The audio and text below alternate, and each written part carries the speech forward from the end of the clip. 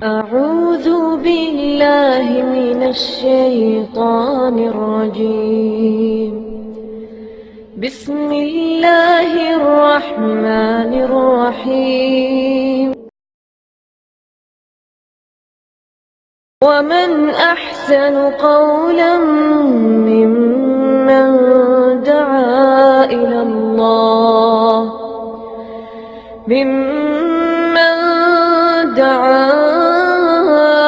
الله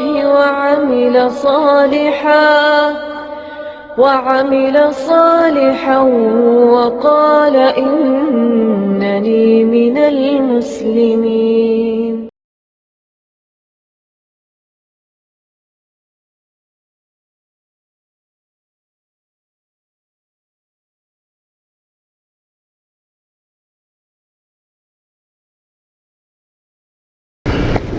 بسم اللہ والصلاة والسلام علی رسول اللہ وعلی آلہ وصحبہ اجمعین ومن تبعہم بإحسان الی یوم الدین. اما بعد فاعوذ باللہ السمیع العلیم من الشیطان الرجیم. قل للہ الشفاعۃ جمیعا.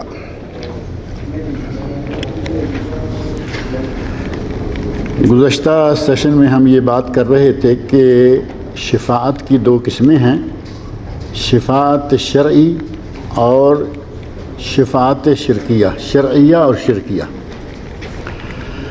بلکہ آپ یوں کہیں کہ شفاعت کی جائز اور ناجائز اقسام کون کون سی ہیں. جب یہ کہا جائے کہ تم شفاعت کا انکار کرتے ہو، مشرکین یہ کہہ سکتے ہیں کہ کیا تم شفاعت کا انکار کرتے ہو، تو ہمارا جواب یہ ہے کہ ہم شفاعت کا انکار نہیں کرتے، کیونکہ اللہ رب العزت نے اس سلسلہ میں باقاعدہ ہمارے نبی کو شافع مشفع بنایا. شافع مشفع ہمارے نبی صلی اللہ علیہ وسلم اور دیگر جن لوگوں کو، شہداء کو اور دیگر کئی لوگوں کو جو یہ حق دیا، ہمیں کسی سے انکار نہیں.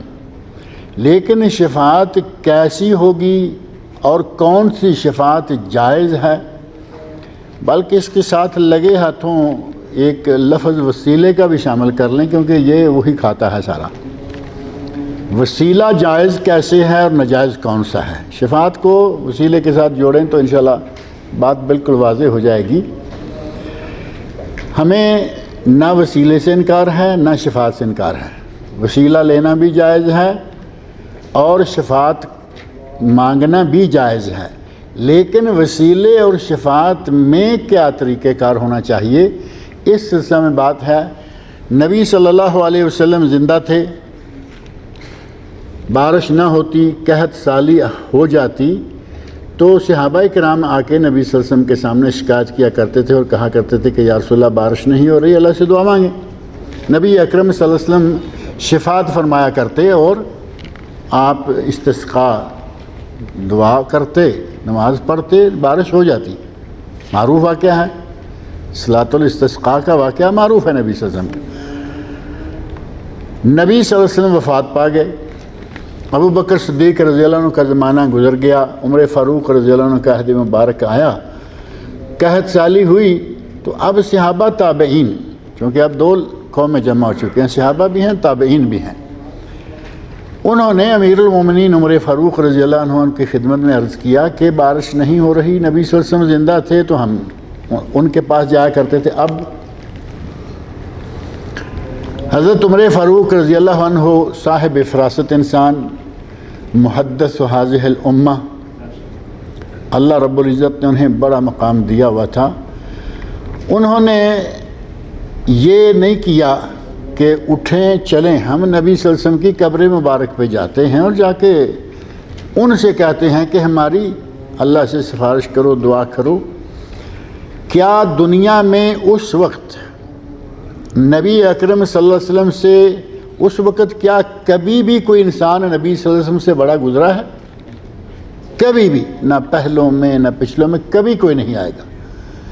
پورے بنی نوع انسان کے سب سے افضل ترین شخص محمد رسول اللہ، محمد بشر ولیس کالبشری کالیاقوتۃ حجر ولیس کالحجری، آپ وہی بات پھر واپس جاتی ہے، بشر تھے لیکن بشر کی طرح کے بشر نہیں تھے جیسے ہم ہیں آپ۔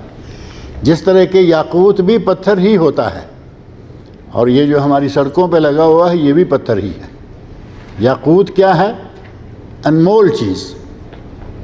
نبی صلی اللہ علیہ وسلم سے بڑھ کر دنیا میں نہ کبھی کوئی انسان گزرا، نہ آئے گا، نہ عمر فاروق کے زمانے میں تھا، لیکن نبی صلی اللہ علیہ وسلم فوت ہو چکے تھے۔ حضرت عمر فاروق قبر پر نہیں گئے، حضرت عباس رضی اللہ عنہ کے پاس گئے اور کہا کہ چچا، آپ نبی کے چچا ہیں اور اپنے لوگوں میں سے نیک انسان مانتے تھے، اور وہ تھے یقیناً، صحابی ہیں اتنا ہی کافی ہے، اور نبی صلی اللہ علیہ وسلم کے چچا ہیں۔ کہا کہ بارش نہیں ہو رہی مسلمانوں کے لیے، چلو ہمارے ساتھ دعا کرتے ہیں۔ گئے، صلاۃ الاستسقاء پڑھی، دعا مانگی حضرت عباس نے، اللہ نے بارش نازل فرما دی۔ وسیلہ لیا حضرت عمر فاروق نے اور صحابہ نے یا نہیں؟ وسیلہ لیا، کس کا لیا؟ عباس رضی اللہ عنہ کا، رسول اللہ کا نہیں لیا، کیونکہ رسول اللہ فوت ہو چکے ہیں۔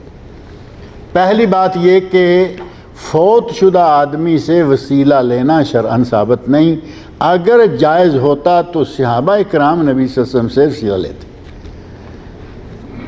زندہ آدمی سے آج بھی آپ وسیلہ لے سکتے ہیں، زندہ آدمی سے آج بھی آپ جا کے شفاعت کروا سکتے ہیں، دعا کروا سکتے ہیں، زندہ آدمی ہے، نیک ہے۔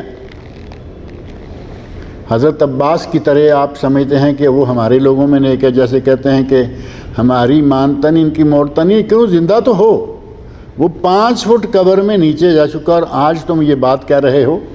بھائی یہاں اگر اچھا ہو کہ میں تھوڑا سا گوارا کر لینا، یہ آدمی جو قبر میں ہے، جب یہ زندہ تھا، لمبی چوڑی نہ صحیح 5-10 دن بیماری آئی، یہ صاحب اپنے استنجا تک کی طاقت نہیں رکھتے تھے۔ ان کو بول و براز کوئی کرواتا، ان کا استنجا کوئی کراتا، ان کے کپڑے کوئی پہناتا اتارتا، ان کو غسل کسی نے دیا، کپڑے کسی نے اتارے، کفن کسی نے پہنایا، کوئی طاقت نہیں ہے کہ یہ کچھ کر سکے، یا ہوتی ہے؟ کوئی طاقت نہیں۔ اٹھا کے کندھوں پر دوسرے اسے قبرستان پر لے کے گئے، وہاں یہ خود نہیں گیا، چل کے نہ جا سکتا ہے، اٹھا کے قبر میں رکھا، مٹی ڈالی، بند کر دیا، دنیا بھر کی طاقتیں اب ساری کی ساری وہاں جمع ہو گئی۔ پہلے تک اس میں کوئی طاقت نہیں، اپنا کوئی کام نہیں کر سکتا، وہ ساری دنیا کے کام کرتا ہے۔ کم از کم اگر وسیلہ، کم از کم اگر شفاعت کے لیے کسی کو منتخب کرو، وہ زندہ تو ہو، اس سے جا کے بات کرو، اس سے جا کے اپنا مطالبہ کرو، وہ تمہارا مطالبہ آگے پیش کرے۔ ایک یہ وسیلہ جائز ہے، ایسے آدمی سے شفاعت کروائیں، جا کے سفارش کرائیں، میری دعا کریں، دعا کرے گا، جائز، کوئی حرج نہیں ہے۔ مردہ دعا کر نہیں سکتا، مردے کی قبر پہ جا کے کچھ کرنا جائز نہیں ہے، ہوتا تو رسول اللہ صلی اللہ علیہ وسلم کی قبر سے مقدس قبر بھی دنیا میں کوئی نہیں۔ اور رہا مسئلہ دوسرا، اگر کوئی اپنا نیک عمل پیش کرے، نیک عمل پیش کرے تو یہ بھی ایک بہترین وسیلہ ہے، ایک بہترین صفات ہے آپ کے لیے، آپ کے نیک عمل کی، یرحمک اللہ۔ اور اس کی مثال ہمارے سامنے صحیح بخاری کا اور دیگر کتب حدیث کا وہ واقعہ موجود ہے جو اصحاب غار، مشہور ہے نا، اصحاب غار، 3 آدمی جو غار میں بند ہو گئے، ایک نے کہا، دوسرے نے کہا، تیسرے نے کہا، تفصیل آپ کے علم میں ہے کہ مجھے یہ ہوا، اس نے یہ کیا، میں نے یہ کیا، اے اللہ تو جانتا ہے کہ ہم نے یہ کام صرف تیرے لیے کیے۔ وہ پہاڑ کی چٹان ایک مرتبہ ہٹی، دوسری مرتبہ ہٹی، ہٹ گئی، تینوں باہر نکل گئے۔ دنیا میں بھی اللہ نے ان کے اخلاص کو یہ پھل دیا، دنیا میں بھی انہیں اللہ نے ان کے اخلاص کا یہ پھل دیا، اور آخرت میں بھی انشاءاللہ اس کا پھل اچھا ہوتا ہے۔ یہ اپنے نیک عمل کا وسیلہ ہے۔ نیک عمل کا وسیلہ جائز، نیک آدمی کا وسیلہ بشرطے کہ وہ زندہ ہو، جائز۔ اور تیسری چیز کون سی ہے؟ اسماء حسنہ کا وسیلہ، اللہ کے اسماء حسنہ کا وسیلہ جائز ہے۔ اب اگر کوئی اللہ کے اچھے اچھے اسماء ذکر کرے اور پھر دعا کرے رزق چاہیے یا رزاق۔ اب ناموں کی مناسبت سے 99 نام ہیں، جس آدمی کو ضرورت ہوتی ہے وہ تلاش تو کر ہی لیتا ہے نا، ڈھونڈنے والوں کو تو کہتے ہیں اللہ بھی مل جاتا ہے، تو ڈھونڈنا چاہے تب ہے۔ 99 نام معروف ہیں، ان میں سے جس قسم کی حاجت ہے اس قسم کا نام لے، اسی نام سے بار بار پکارے اور حاجت طلب کرے۔ یہاں ایک بات اور ذہن میں رکھیں، ہمارے یہاں کچھ ذکر ایسے نکل گئے ہیں کہ اس میں صرف نام ہی لیے چلے جاتے ہیں، طلب کچھ نہیں کرتے۔ اور ہمارے ایک پاکستان میں صاحب ہیں، کوئی ایک رسالہ بھی نکالتے ہیں اور روزانہ نئے سے نیا کوئی نہ کوئی وظیفہ بھی لوگوں کو بھیجتے رہتے ہیں۔ نام معلوم ہے کسی کو؟ ہیں؟ ابکری صاحب، نام بھی اتنا ابکری اتنا زبردست نام بھی پتہ نہیں کیسے اس کا وہ ایسا آ گیا، اور کام اس کے کوئی ابرکیوں والے نہیں ہیں، نام اس کے سارے اکبریوں کے خلاف ہیں۔ روزانہ کوئی نہ کوئی وظیفہ بھی، تم 300 مرتبہ رزاق یا رزاق یا رزاق کہو، 300 مرتبہ یہ کہو، صرف نام ہی لیے چلا جانا اور مطالبہ نہ کرنا، یہ کوئی ذکر نہیں اور یہ کوئی دعا نہیں، یہ کچھ بھی نہیں۔ اور اس کی مثال بالکل ایسے ہے کہ آپ ایک کسی افسر کے ساتھ آپ کو کام ہے، آپ اس کے پاس گئے اور جا کے کہنا شروع کر دیا سر جی سر جی سر جی سر جی سر، کتنی مرتبہ آپ کہیں گے؟ ایک وقت آئے گا کہ 10 15 20 دفعہ شاید وہ سن لے کہ مجھے سر جی کہہ رہا ہے، اور اس کے بعد آگے بڑھتے وقت وہ جوتا اٹھائے گا کہ تم پاگل تو نہیں ہو، بات کرو، بات کیا ہے؟ سر جی سر جی سر جی۔ وہی بات ہے جب صرف اللہ کا نام ہی لیا جائے، آگے کوئی بات نہیں کرتا، تو ایسا کوئی وظیفہ ہمارے نبی صلی اللہ علیہ وسلم نے کسی کو نہیں بتایا۔ اسماء حسنی لو، اسماء حسنی پڑھو، اسماء حسنی کا ذکر کرو اور ساتھ اپنا مطالبہ پیش کرو۔ شفاعت زندہ سے مردہ سے نہیں، جائز ہے، اور اس کا باقاعدہ قرآن کریم کے اندر ذکر موجود ہے، ہمیں انکار نہیں۔ قل للہ الشفاعۃ جمیعا، کہہ دیجئے کہ ساری کی ساری سفارشوں کے حق اللہ کے ہاتھ میں ہیں، اب وہ جس کو چاہے دے دے۔ اور ساتھ ہی یہ ہے من ذا الذی یشفع عندہ الا باذنہ، اللہ کے اذن کے سوا کوئی وہاں نہ دم مار سکتا ہے، نہ شفاعت کر سکتا ہے، نہ کسی کو کوئی ہمت ہے۔ ولا یشفعون الا لمن ارتضی، جس پر اللہ راضی نہیں ہے وہ شفاعت نہیں کر سکے گا، قرآن کہہ رہا ہے الا لمن ارتضی، جس سے اللہ راضی ہے وہ شفاعت کر سکے گا، اسے اجازت ملے گی۔ اگر یہ نہیں ہے، اگر اس بات پر کسی آدمی کو یقین نہیں ہے، تو پھر وَمَن يَبْتَغِ غَيْرَ الْإِسْلَامِ دِينًا فَلَن يُقْبَلَ مِنْهُ، اس کے علاوہ اگر کوئی اپنی طرف سے کوئی چیز لاتا ہے، اسلام کے سوا اگر کوئی بھی دین پیش کرتا ہے، اللہ نے فرمایا فَلَن يُقْبَلَ مِنْهُ، وہ اس سے قبول نہیں کیا جائے گا، وَهُوَ فِي الْآخِرَةِ مِنَ الْخَاسِرِينَ، آخرت میں وہ خسارہ پانے والوں میں سے ہو جائے گا۔ تو جب ساری کی ساری شفاعت اللہ کے لیے ہے، اس کے ہاتھ میں ہے، اس کی مرضی کے بغیر کوئی کر نہیں سکتا، تو آپ کہاں کبھی کسی مردے کے پاس، کبھی کسی مزار، کبھی کسی سرکار، کبھی کسی دربار، یہ اللہ کے حکم کے بغیر نہیں ہوتا۔ حتیٰ کہ ہمارے نبی صلی اللہ علیہ وسلم اور دوسرا کوئی نبی، کوئی فرشتہ اور کوئی نیک ولی، کوئی بھی اللہ کے حکم کے بغیر شفاعت نہیں کر سکے گا۔ مسئلہ بالکل کلیئر ہے یا نہیں؟ اگر وہ کہے کہ نبی صلی اللہ علیہ وسلم کو تو شفاعت کا حق دیا گیا ہے اور میں وہ حق ان سے مانگتا ہوں جو کہ انہیں اللہ نے دیا ہے، تو اس کا جواب کیا دیں گے کہ اللہ رب العزت نے تو نبی صلی اللہ علیہ وسلم کو یہ حق دیا ہے کہ تم شفاعت کر لینا، لیکن تمہیں اس سے منع کیا گیا ہے، تمہیں اس سے منع کیا گیا ہے، تم ڈائریکٹ اپنے رب سے مانگو۔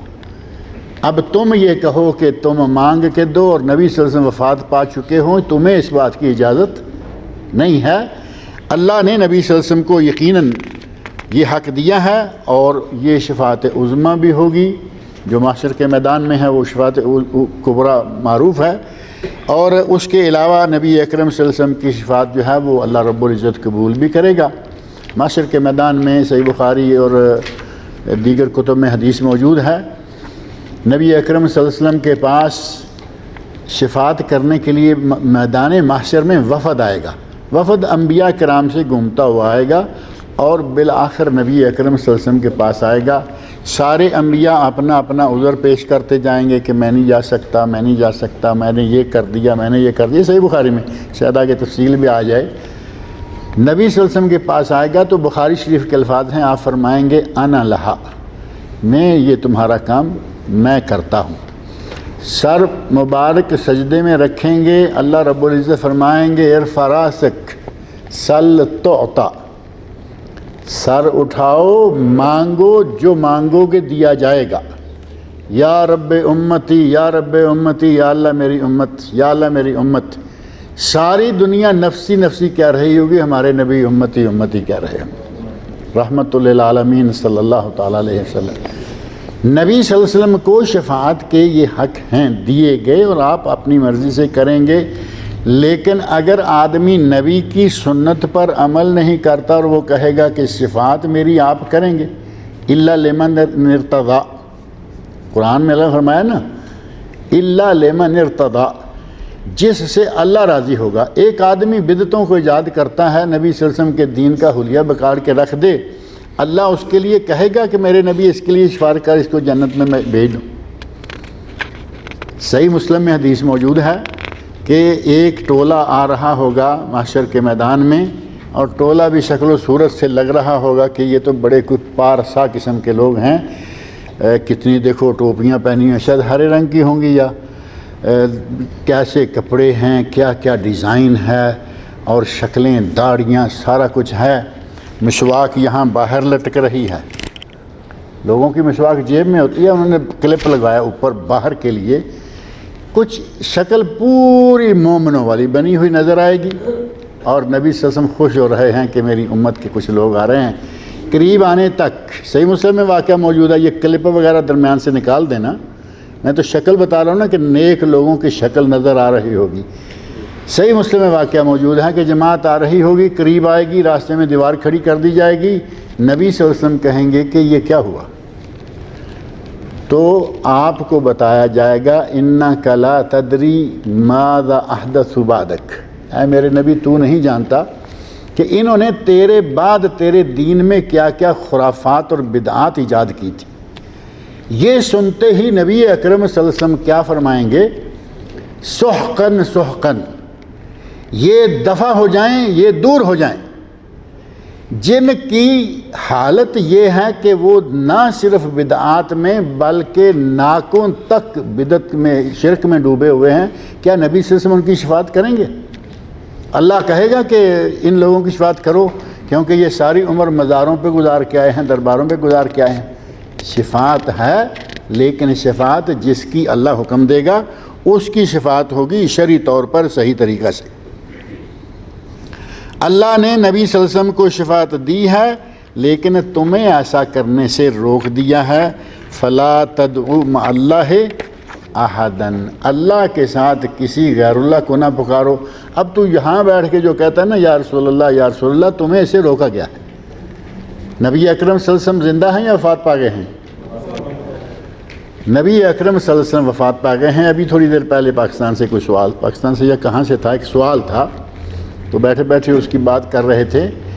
کسی نے کہا ہے کہ اگر حضور پاک یہاں کچھ ایسا لفظ کہا،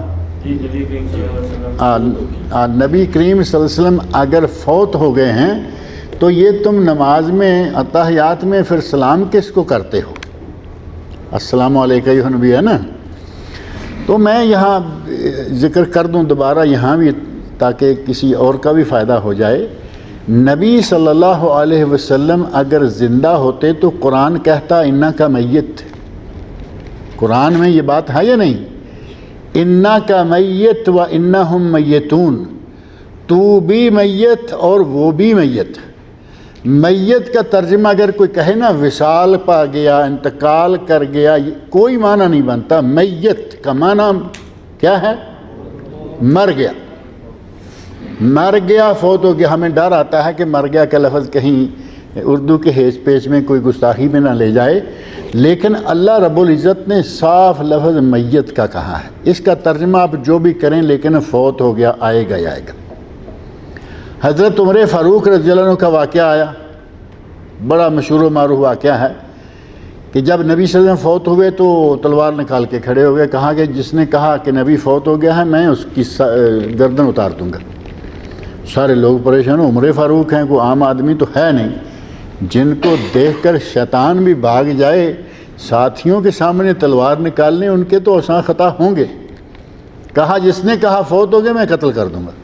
سارے لوگ خاموش ہیں۔ حضرت ابو بکر صدیق رضی اللہ عنہ کو پتہ چلا کہ باہر ایسا ہو رہا ہے، باہر کہیں تھے، نبی صلی اللہ علیہ وسلم کی وفات کی خبر سنی، گھر آئے، آپ کی پیشانی مبارک پہ بوسہ دیا اور فرمایا کہ اے اللہ کے نبی، ایک ہی موت تھی جو آنی تھی اور وہ آ گئی، یعنی فوت ہو گئے۔ انہوں نے اسی وقت قبول کر لیا کہ آپ فوت ہو گئے۔ وہاں گئے، عمر بیٹھ جاؤ۔ حضرت عمر فاروق رضی اللہ عنہ جذبات میں ہیں یا شدت غم سے سراسیمگی میں ہیں، سنا بھی نہیں، بیٹھے بھی نہیں، یا سنا ہے تو بیٹھے نہیں، پرواہ نہیں کی۔ 2 مرتبہ 3 مرتبہ، بالآخر حضرت ابوبکر صدیق رضی اللہ عنہ نے چھوٹا سا خطبہ دیا، وما محمد اللہ رسول قد خلت من قبلہ الرسل افإن مات او قتل انقلبتم علی اعقابکم۔ محمد ایک رسول تھے، ایک رسول کے سوا وہ کچھ نہیں تھے۔ اگر یہ، اور ان سے پہلے بہت سارے رسول گزر گئے، یعنی فوت ہو گئے، اگر یہ فوت ہو جائیں، فوت کر دیے جائیں یا شہید کر دیے جائیں، قتلا، تو کیا تم دین اسلام کو چھوڑ کے بھاگ جاؤ گے؟ اور پھر ساتھ ہی حضرت ابوبکر صدیق رضی اللہ عنہ کے وہ کلمات سنہری پانی سے لکھنے کے لائق، من کان یعبد محمدا فإن محمدا قد مات۔ جو یہ سمجھتا تھا کہ میں نبی صلی اللہ علیہ وسلم کی عبادت کر رہا ہوں، رب مانتا تھا، وہ سمجھے اس کا رب مر گیا ہے۔ ومن کان یعبد اللہ فإن اللہ حی لا یموت۔ اور اگر کوئی اللہ کی عبادت کرتا تھا، یعنی اللہ کو ہی الہ مانتا تھا، تو اس کا اللہ ہمیشہ زندہ، ہمیشہ قائم رہنے والا ہے۔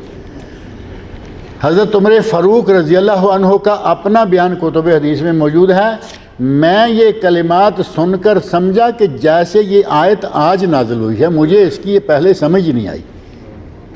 وما محمد اللہ رسول مجھے پہلے سمجھ نہیں آئی، یوں لگا کہ جیسے یہ آیت آج نازل ہوئی ہے۔ اب میری ٹانگوں میں طاقت نہ رہی کہ میں کھڑا رہ سکوں، میں دیوار کے ساتھ بیٹھ گیا۔ سب سے پہلے امت اسلامیہ میں جو اختلاف ہوا وہ نبی صلی اللہ علیہ وسلم کی وفات پر تھا کہ آپ فوت ہو گئے ہیں یا زندہ ہیں، اور سب سے پہلے جس بات پر امت کا اجماع ہوا وہ یہ ہے کہ نبی صلی اللہ علیہ وسلم فوت ہو گئے۔ حضرت عمر فاروق کے اس بعد اعتراف کے بعد ختم ہو گئی نا بات۔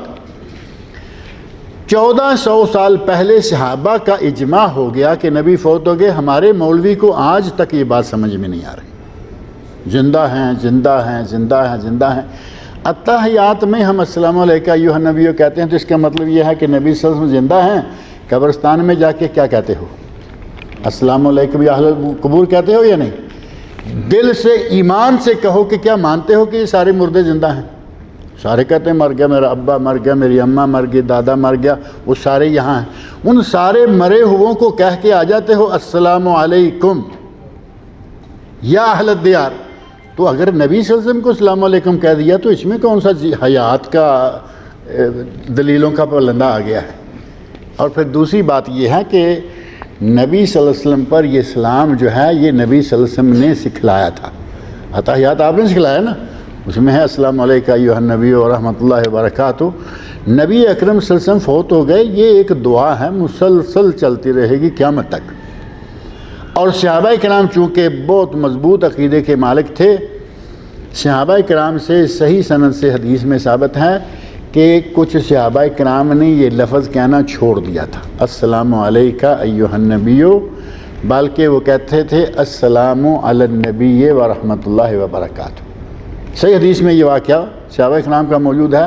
معنی یہ کہ وہ سمجھتے تھے کہ اب اگر یہ لفظ بھی ہم بدل دیں گے تو کوئی حرج نہیں، کیونکہ نبی صلی اللہ علیہ وسلم فوت ہو گئے۔ ہمارے لوگ اتنے اس بات پہ اڑے ہوئے ہیں کہ نبی زندہ، نبی زندہ۔ اگر زندہ ہوتے تو تم شفاعت کر لیتے، اللہ نے سوال کرتے دعا مانگنے کا، چلے شفاعت کی شکل بن گئی، آپ کے لیے دعا کر دیتے، آپ نے لوگوں کے لیے دعائیں کیں، اللہ نے دعائیں قبول کی، کوئی ایک واقعہ نہیں ہے۔ اب آپ فوت ہو چکے ہیں، اب تمہیں منع کیا گیا ہے کہ اب تم نبی اکرم صلی اللہ علیہ وسلم کا نام لے کے اس طرح دعائیں دو، یا رسول اللہ مجھے پہنچو، یا محمد مجھے پہنچو، بلکہ اتنا گستاخانہ انداز ہمارے بعض دفعہ ہو جاتا ہے۔ گستاخی ہمارے شاعر بھی کر رہے ہیں، نعت خوان بھی کر رہے ہیں، نعت گو بھی کر رہے ہیں۔ یثرب کہنے سے نبی صلی اللہ علیہ وسلم نے منع کر دیا تھا۔ جب آپ مدینہ منورہ چلے گئے تو ایک روایت میں آتا ہے کہ آپ نے کہا انہا طابہ، طابہ طیبہ ملتا ہے نا الفاظ، نبی صلی اللہ علیہ وسلم نے مدینہ منورہ کا نام طابہ رکھا، ہم کہتے ہیں مدینہ منورہ یا مدینہ طیبہ یا مدینہ طابہ، اور آپ نے فرمایا کہ آج کے بعد اسے کوئی یثرب نہ کہے۔ اور ہمارے آج بھی یہ جتنے نعت خوان ہے، یثرب کے والی ہم آئے تیرے در کے سوالی، وہ وہی باتیں ہانکتے چلے جا رہے ہیں۔ یثرب کو آج، مدینہ کو آج یثرب کہنا صحیح نہیں ہے، جائز نہیں ہے، اور اسی طرح نبی اکرم صلی اللہ علیہ وسلم چونکہ وفات پا چکے ہیں، اس لیے اب آپ کو شفاعت کے لیے پکارنا، اور وہ بھی عجیب انداز سے پورا قرآن پڑھیں، کہیں یا محمد کا لفظ نہیں ملے گا، یا ہے کہیں؟ اللہ نے آپ کا نام لیا لیکن ساتھ اتنا بڑا لقب لگایا، محمد الرسول اللہ والذین آمنوا معہ اشداء علی الکفار رحماء بینہم، محمد اللہ کے رسول، اور تو اٹھے اور کہے یا محمد۔ سورہ حجرات کا واقعہ پڑھ کے دیکھا ہوگا آپ نے، اللہ نے احمق قرار دیا ان لوگوں کو جو آپ کو ندائیں دیتے ہیں۔ تفسیر میں لکھا ہے کہ وہ آ کے دروازے کے پیچھے سے آوازیں مار رہے ہیں، یا محمد یا محمد، باہر نکلو یا محمد۔ اللہ رب العزت فرمایا یہ بے عقل لوگ ہیں۔ اور وہ کون تھے؟ صحابی تھے یا کوئی کافر تھے؟ وہ صحابی تھے۔ اس کے باوجود اللہ نے ناپسند کیا کہ میرے نبی کو اس طرح کوئی پکارے۔ یہ اب دیکھو دروازے پہ ادھر یا اللہ، ادھر یا محمد، ایک یہ بیماری الگ سے۔ یا محمد کہنا ویسے ہی صحیح نہیں ہے، لیکن کہنا بھی کب ہے؟ برابر دروازے کے دائیں طرف یا اللہ، بائیں طرف یا محمد، گویا کہ ایک جیسے ہی ہو گئے ہیں۔ اور کچھ لوگوں نے تھوڑی سی عقل مندی سے کام لینے کی کوشش کی، یا نکال دیا اللہ محمد، اور پھر اب کیا بن گیا؟ بعض لوگوں نے اس کو پڑھا ہے اللہ محمد، اللہ محمد، اللہ محمد ہے، گویا کہ وہی جو کہتے ہیں نا کہ وہی جو عرش پر تھا خدا ہو کر مصطفیٰ ہو کر اتر، وہی جو عرش پر تھا خدا ہو کر اتر پڑا مدینے میں مصطفیٰ ہو کر۔ یہ عقیدہ لے کے نبی صلی اللہ علیہ وسلم سے مانگو، کہو کہ میں شفاعت، آپ کو حق دیا گیا ہے وہ حق مانگ رہا ہوں، یہ حق نہیں ہے، اللہ نے اس سے منع کیا ہے۔ اور ساتھ ہی جہاں تک تعلق ہے پکارنے کا نبی اکرم صلی اللہ علیہ وسلم کو، تو فرمایا فلا تدعوا مع اللہ احدا، اللہ کے ساتھ کسی دوسرے کو اس انداز سے مت پکارو، جیسا کہ سورۃ الجن کی آیت نمبر 18 میں ہے۔ اور فرمایا کہ جب تم اللہ کو پکارتے ہو کہ وہ تمہارے نبی کو تمہارے بارے میں شفیع بنائے، تو پھر فَأَطِعْهُ فِي قَوْلِهِ، اللہ کو پکارتے ہو کہ تمہارے نبی کو شفیع بنائے تو اس سے پہلے یہ اطاعت کرو کہ اللہ نے کیا کہا ہے، فَلَا تَدْعُوا مَعَ اللَّهِ أَحَدًا، اللہ کے ساتھ کسی دوسرے کو نہ پکارو۔ اسی طرح شفاعت تو غیر نبی کو بھی دی گئی ہے، فرشتے بھی شفاعت کریں گے، اور افراد، وہ بچے جو وقت سے پہلے چھوٹی عمر میں بچے فوت ہو جاتے ہیں، یعنی بلوغت کو پہنچنے سے پہلے فوت ہو گئے، وہ بھی شفاعت کریں گے۔ اللہ کے نیک ولی بھی شفاعت کریں گے، لیکن اللہ کے نیک ولی ہوں وہ ولی نہ ہوں جو میں نے پہلے کہا کہ بدماشی، عیاشی اور فحاشی کی انتہا ہو گئی ہے۔ یہ جو اتنی گناہ گار اور سیاہ کار قسم کی پارٹیاں ہمارے سامنے لائی جا رہی ہیں آج کل، ایک ایک کر کے، زانی، شرابی اور ہر طرح کا فسق و فجور ان میں پایا جاتا ہے، ان کو ولی مانیں گے؟ اللہ نے ولیوں کو یقیناً شفاعت کا حق دیا ہے، لیکن وہ ولی ہوں۔ یہ جو آج کل ہمارے ولیوں کا سلسلہ ہے کہ جتنے کپڑے کم ہوتے جائیں اتنا ولی بڑا ہوتا جاتا ہے، جب سارے کپڑے اتار دے تو وہ بدبخت بڑا ولی ہو گیا، اور اتنی شرم و حیا کی کمی ہوتی جا رہی ہے۔ اس ننگے پیر کو دیکھنے کے لیے عورتیں بھی موجود ہیں۔ مردوں کے پاس مرد چلا جائے چلو مان لیا بھائی، وہ بھی مرد ہے، وہ بھی مرد، عورتوں کی بھی لائنیں لگی ہوئی ہیں۔ یہ آپ لوگوں نے کلپ دیکھے ہوں گے، اتنا بھینسا ننگا بیٹھا ہوا ہے، خواتین آ رہی ہیں۔ ایک کلپ میں نے دیکھا، یقین جانے شرم آتی ہے، ننگا آدمی بیٹھا ہوا ہے، عورت آ کے اس کو کھانا کھلا رہی ہے،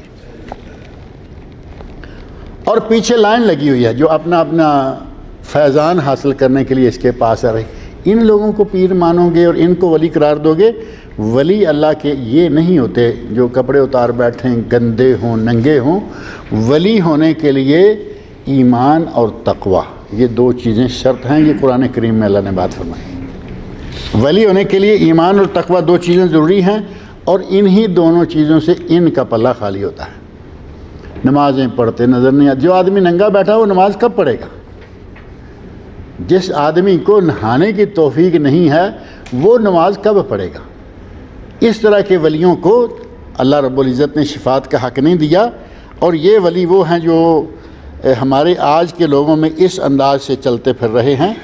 اللہ رب العزت نے شہید کو جو 7 خصال دیے ہیں، ایک حدیث میں آتا ہے للشہید عند اللہ 7 خصال، شہید کو اللہ نے 7 فضیلتیں، 7 اسپیشل قسم کے خصائص دیے ہیں۔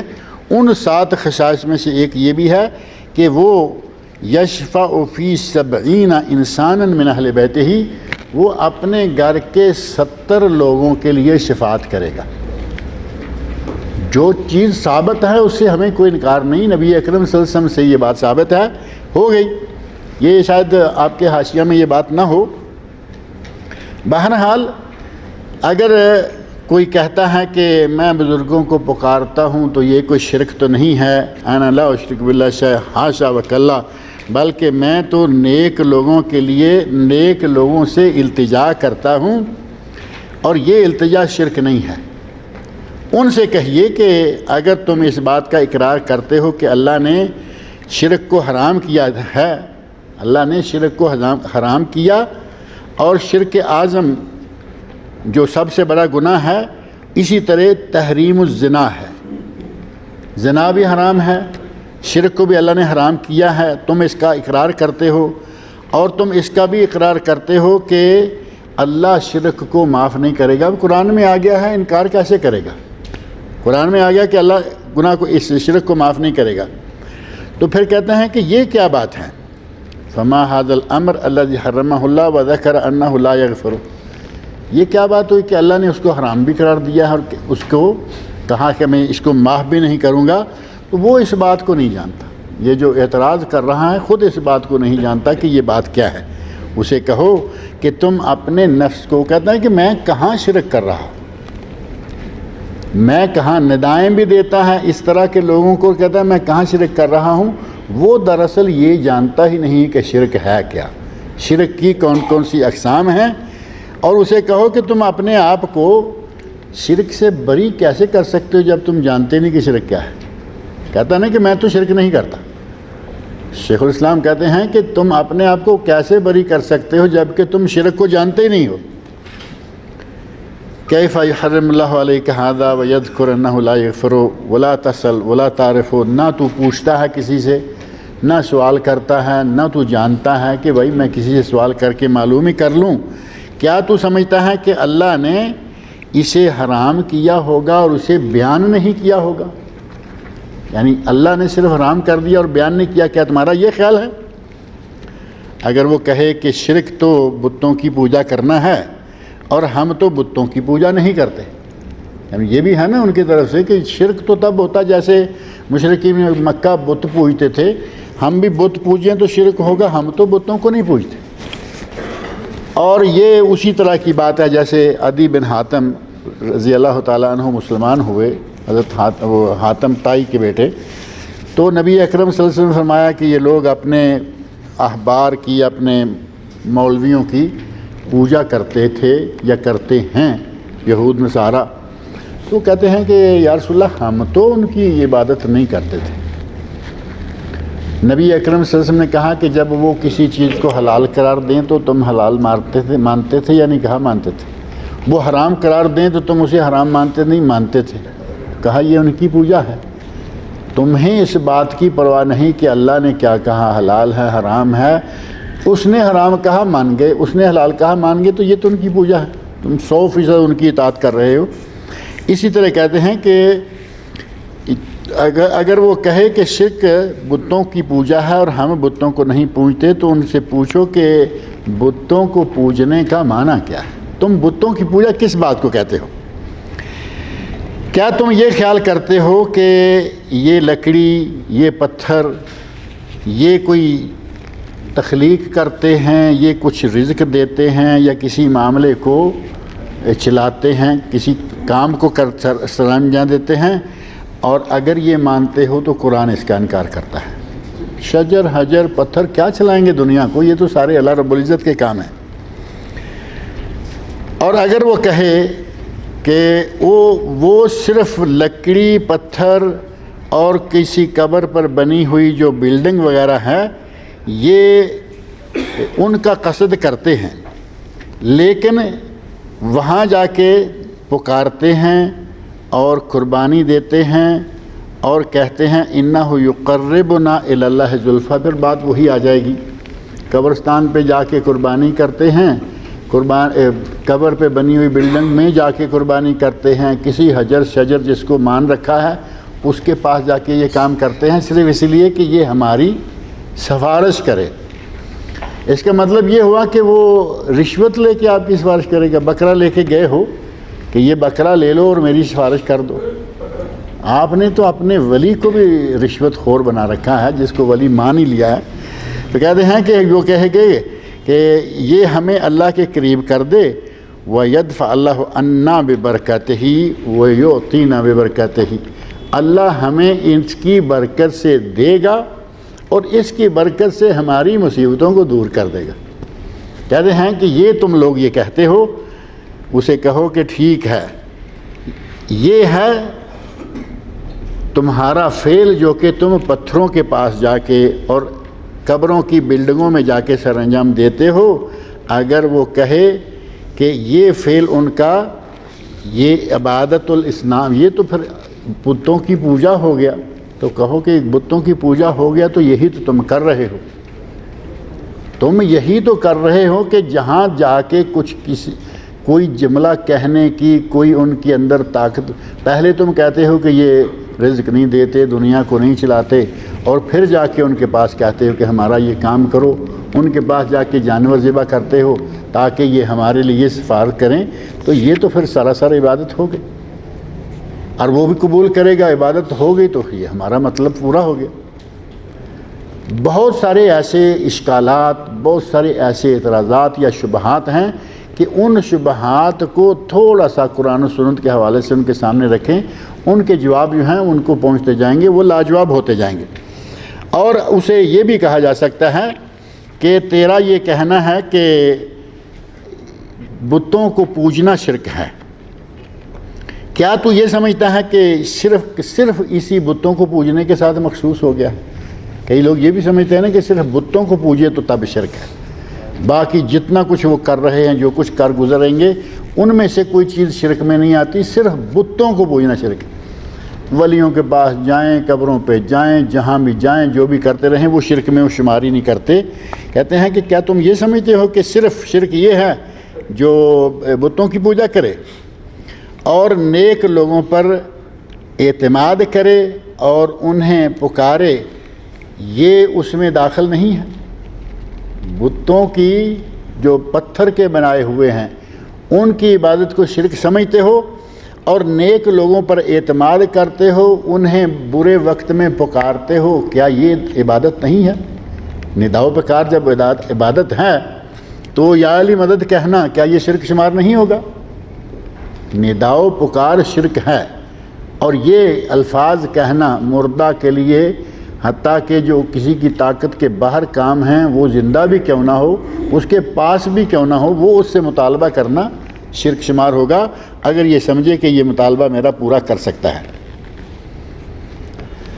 اللہ رب العزت نے قرآن کریم میں ان لوگوں کے رد کے لیے بہت ساری باتیں جو ہیں وہ ذکر کی ہیں، اور اس مسئلے کا جو بھید ہے وہ یہ ہے کہ اگر وہ کہے انا لا اشرک باللہ، میں اللہ کے ساتھ شریک نہیں بناتا یا کسی کو شریک نہیں کرتا، تو اسے کہو کہ بتائیے تو صحیح کہ شرک ہے کیا، مجھے ذرا شرک کی تفصیل بتا دو کہ شرک کیا ہے۔ فَإِن قَالَ هُوَ عِبَادَةُ الْأَصْنَامِ، اگر وہ کہے کہ شرک ہے بتوں کی پوجا کرنا، اگر وہ کہتا ہے کہ شرک ہے بتوں کی پوجا کرنا، تو اسے کہہ دیے کہ بتوں کی پوجا کرنے کا معنی کیا ہے۔ اگر کہتا ہے کہ بتوں کی پوجا شرک ہے تو بتاؤ کہ بتوں کی عبادت کا معنی کیا ہے۔ اگر وہ کہے کہ میں اللہ کے سوا کسی کی عبادت نہیں کرتا، تو کہو کہ اللہ کی عبادت، اکیلے اللہ کی عبادت کا معنی کیا ہے۔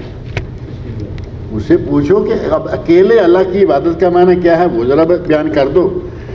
اگر وہ کہے کہ قرآن کریم نے، اگر وہ تفسیر یہی بیان کرے جو قرآن کریم کے اندر موجود ہے تو ٹھیک ہو گیا، پھر تو ہمارا مطلوب بھی وہی ہے کہ وہی شرک ہے۔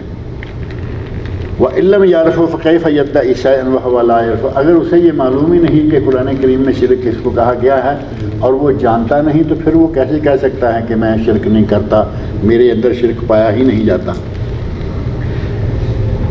وَإِن فَسَّرَ ذَلِكَ بِغَيْرِ مَعْنَاهُ بَيَّنَتْ لَهُ الْآيَاتُ الْوَاضِحَاتُ فِي مَا نَشْرِكُ بِاللَّهِ وَعِبَادَةُ الْأَصْنَامِ أَنَّهُ الَّذِي يَفْعَلُونَهُ فِي هَذَا الزَّمَانِ بِعَيْنِهِ، اگر وہ اس سے انکار کرتا ہے تو پھر آج کل ہمارے زمانے میں جو کچھ ہو رہا ہے، قبروں پر، پیروں کے ساتھ، مزاروں پر جو کچھ ہو رہا ہے سراسر یہی ہے جو کہ شرک ہے۔ اور اللہ وحدہ لا شریک لہ کی عبادت جو ہے یہ ہے جس کا انکار کیا جاتا ہے ان کے یہاں۔ ینکرون علینا ویصیحون فیہ کما صاح اخوانہم، اور چیختے ہیں، چلاتے ہیں، مطالبہ کرتے ہیں جیسا کہ ان کے بھائیوں نے مطالبہ کیا۔ سورہ صاد کی آیت نمبر 5 ہے، اجعل الآلہۃ الہا واحدا، اگر کہو نا کہ اس مزار سے بھی نہ مانگو، اس سے بھی نہ مانگو، یہ بھی نہیں دے سکتا، اس کی پوجا نہ کرو، اس کی پوجا نہ کرو، تو پھر آخر وہی بات آ جاتی ہے جو مشرکین مکہ نے کہی تھی، اجعل الآلہۃ الہا واحدا، کیا انہوں نے سارے دروازے بند کر کے ہمیں ایک دروازے پہ لا کے کھڑا کر دیا۔ مشرکین مکہ تو یہ کہتے ہیں نا کہ ہم سارے خداؤں کو چھوڑ دیں اور صرف ایک رب کو، ایک الہ کو مانیں۔ ان ھذا لشیء عجاب، کہ یہ تو پھر بڑی عجیب بات ہے، یہ ان کے یہاں بڑی عجیب بات ہوگی کہ آپ ولی سے نہ مانگو، آپ فلاں سے نہ مانگو، آپ فلاں سے نہ مانگو، صرف اللہ سے مانگو۔ ان کے یہاں تو چونکہ اتنا اب سلسلہ پھیل چکا ہے کہ وہ جہاں جاتے ہیں کسی نہ کسی جگہ پہ جا کے ان کا ماتھا ٹیکنے کو جی کر نکلتا ہے۔ اگر ان سب سے مطالبات روک کر کہا جائے کہ صرف اللہ کے سامنے سر رکھنا ہے، صرف اللہ کے سامنے طلب رکھنی ہے، مراد صرف اللہ سے مانگنی ہے، تو ان کو یہ باتیں بڑی عجیب لگتی ہیں۔ اس طرح تقریباً 8 شبہات جو ہیں وہ ان کے رد یا ان کا ازالہ تھوڑا تھوڑا ہو گیا ہوگا آپ کے ذہن میں بھی، یقیناً بات آئی ہے کچھ یا نہیں؟ باقی کے انشاءاللہ کل کریں گے۔ شیخ صاحب کہہ رہے ہیں کہ وقت ختم ہو گیا ہے۔ اللہ رب العزت مجھے اور آپ سب لوگوں کو اپنے اپنے عقائد کی اصلاح کرنے کی توفیق عطا فرمائے۔ اللہ رب العزت کتاب کے مؤلف کی مغفرت فرمائے، خوش کی نیکیوں کو اللہ تعالیٰ قبول فرمائے۔